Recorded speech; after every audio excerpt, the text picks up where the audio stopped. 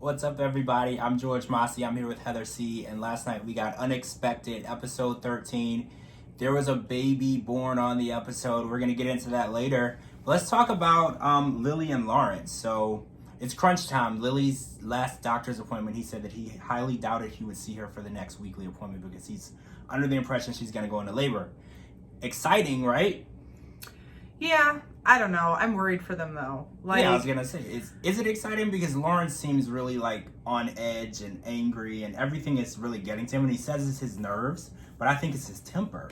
I feel like she is already starting to make excuses for him, and I feel like this is like step one of like hiding major red flags. Okay. I mean, if you go around and you make excuses for everything, like an example, she was like, oh, he gets so nervous when he was like banging the car seat around and everything. Yes. Like, are we making sure it's durable and the baby's gonna be good, or are we having a meltdown? Like, I know it's like a high stress situation, it's his first baby, but he needs to just kind of chill out. Like, this isn't her first rodeo. She kind of knows what she's in for. You know, this is baby number 2 for her.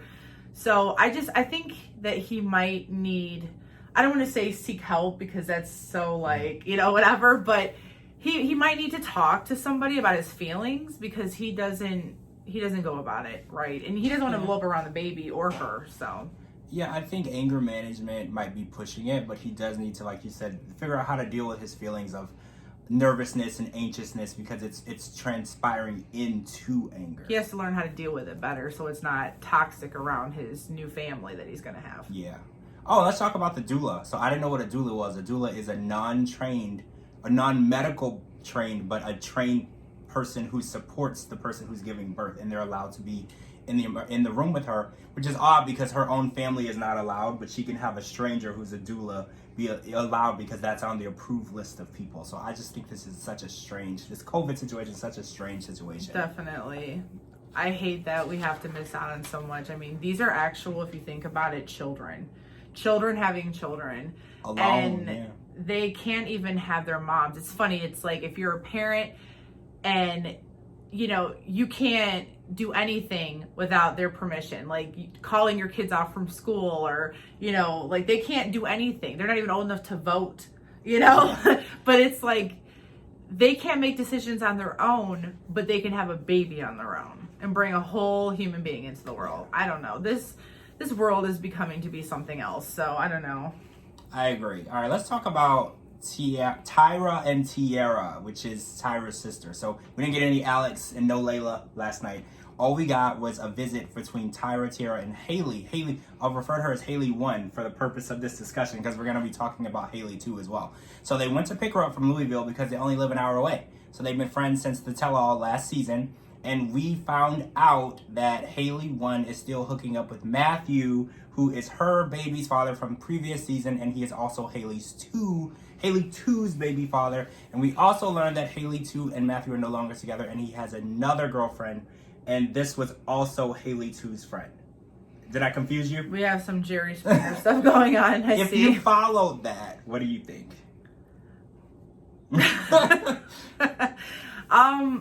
Okay, so I respect her as a person. She's just kind of like, this is my life, and whether you agree with it or not, I have to live it. And sometimes you have to live your life and make those mistakes in order to grow and learn.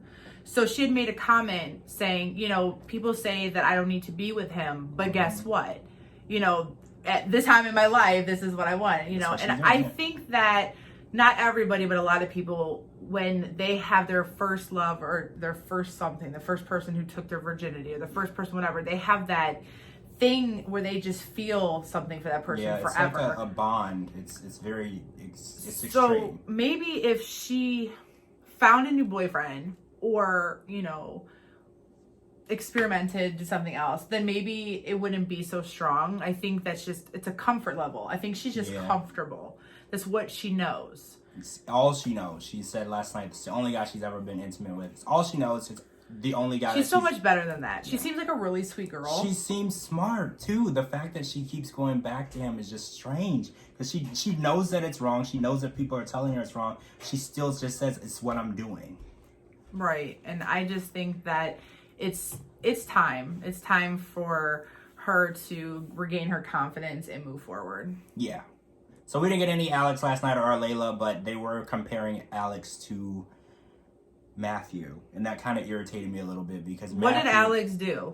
I'm sorry, I'm team Alex since the last season, and I don't know. I mean, I like his little cute family. I think that he's too good for Tara. I'm sorry, and if Tara, if you ever see this, I'm sorry, girl, but you got a good man, and he's a really good father. I mean, the way that he sacrificed his life, I mean, he's young himself.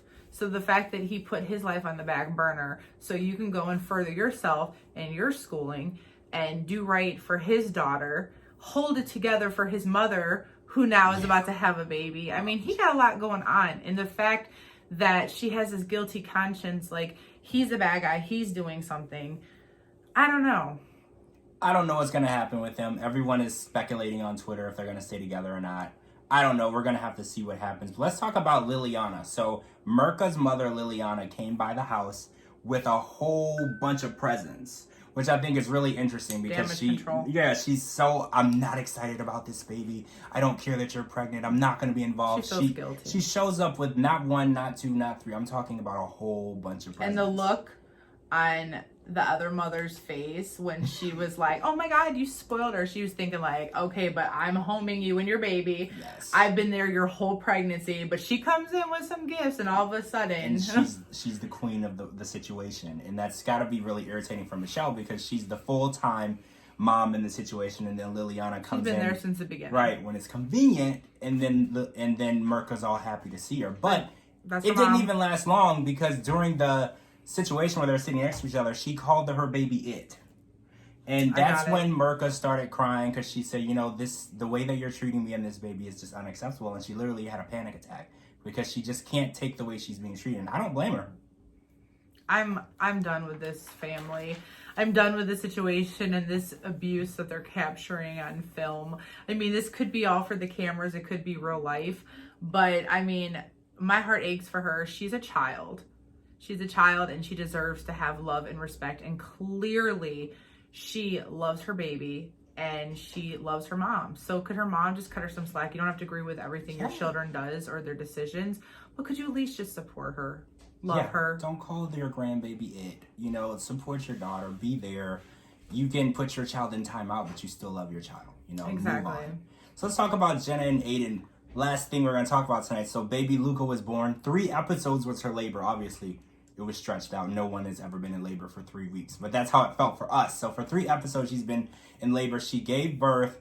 And we actually saw a different side of Jenna and Aiden last night. Jenna kind of snapped into mom mode. They were human. Yes, Aiden shed a tear when he saw his baby. And we thought that he had no feelings at all. So, like, I'm really impressed with them. I think that they're stepping up. They instantly matured and they're working together.